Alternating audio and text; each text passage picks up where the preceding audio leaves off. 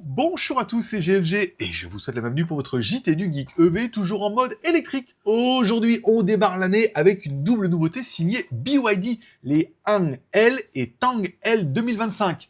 Et surtout, avant, n'oubliez pas de vous abonner pour ne louper aucune de mes vidéos pour découvrir cette nouvelle version en berline ou plutôt en break. BYD vient donc de dévoiler ses nouvelles bombes électriques et hybrides rechargeables, le ou la Han L, une berline premium ultra luxueuse, et la Tang L, la version SUV spacieux familial.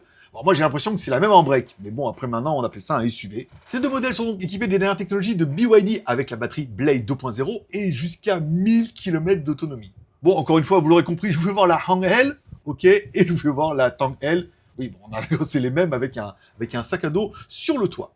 Bon, au niveau du design et de la présentation, on retrouve évidemment le lidar en haut, comme ça. Alors, ça fait un peu taxi, mais moi, personnellement, j'aime beaucoup. Des finitions haut de gamme et des éclairages signature.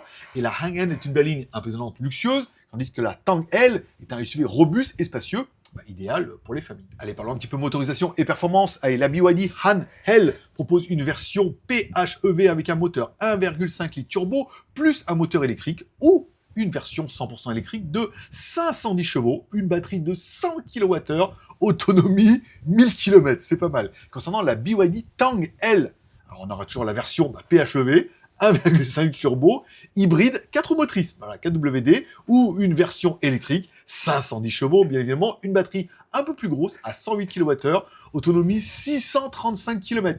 Là oui, on aura vu un peu dans les caractéristiques que la version break SUV est un peu plus balèze, donc forcément un peu plus lourd et ça doit consommer. Bon, si on doit le comparer par rapport un petit peu à la concurrence, on comparera évidemment la Tang H, la Han, la Tang, la NIO ET7 et surtout la modèle Tesla S. Bon, après, encore une fois, les prix, vous les connaissez un petit peu. La BYD Han L et Tang L offrent des performances proches des grandes marques, mais à moitié prix. C'est là où BYD est encore une fois le plus fort. Alors, que pensez-vous de ces BYD Hang L et Tang L? Sont-ils des concurrents sérieux face à Tesla ou NIO? Donnez-moi votre avis directement dans les commentaires. Je vous rappelle que vous retrouverez cette vidéo, vous retrouverez ces articles et cette vidéo, mais vraiment, sur mon blog tous les jours sur jtgeek.com.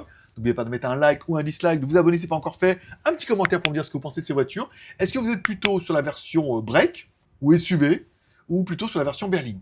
Je trouve la berline, elle est quand même super classe.